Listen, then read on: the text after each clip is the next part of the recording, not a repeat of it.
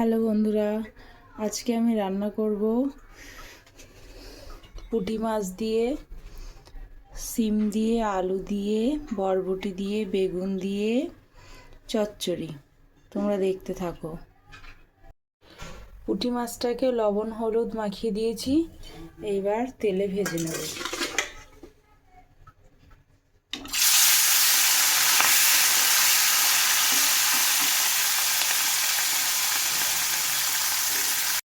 পুঁটি মাছটা আমার ভালোভাবে ভাজা হয়ে গেছে, এবার আমি তুলে নেব। চচ্চড়িটা করার জন্য ফোড়নে আমি 5 ফোড়ন শুকনো লঙ্কা দিয়ে দেবো। তারপরে একে একে সবজিগুলো দিয়ে দেবো।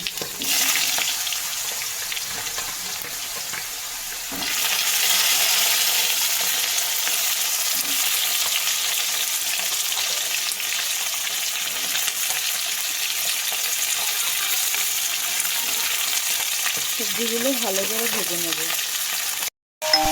সবজির মধ্যে আমি পরিমাণ মতন লবণ, পরিমাণ মতন হলুদ দিয়ে দেবো। তারপরে কাঁচা লঙ্কা পেঁয়াজটা দিয়ে দেবো।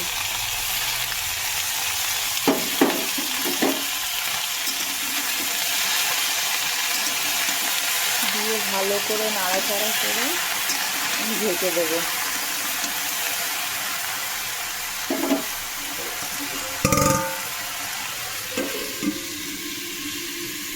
সবজিটা আমার কষানো হয়ে গেছে, আমি এবারে পরিমাণ মতন একটু জল দিয়ে দেবো।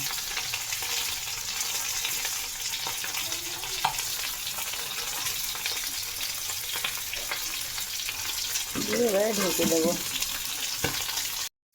পুঁটি মাছের চচ্চড়িতে দেওয়ার জন্য আমি একটু আদা আর সর্ষেটা বেটে নেব। মশলাটা আমার বাটা হয়ে গেছে, চচ্চড়িটা প্রায় হয়ে এসেছে। এবারে আদা সর্ষে বাটাটা দিয়ে দেবো, দিয়ে ভালো করে নেড়ে চেড়ে নেব।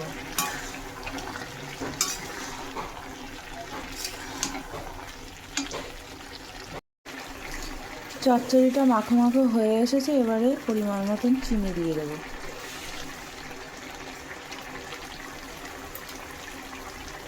নামানোর আগে পুঁটি মাছগুলো দিয়ে দেবো।